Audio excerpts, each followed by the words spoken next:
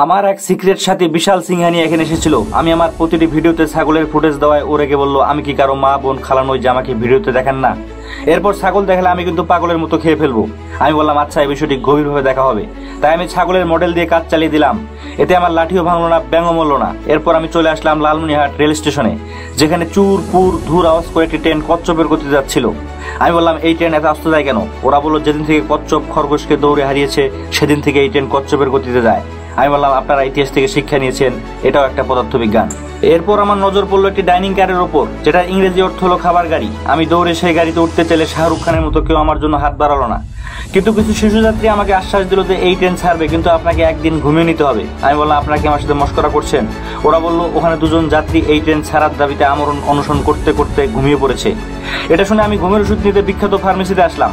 এসে শুনলাম এই ফার্মেসির পপুলারিটি এতই বেশি যে এখানে কাস্টমারের চাপে দিনের 3 ভাগের 23.5 ঘন্টা তালা লাগিয়ে রাখা হয়। তারপর আমি FLL ফুল হয়ে ফুল কিনতে আসলাম।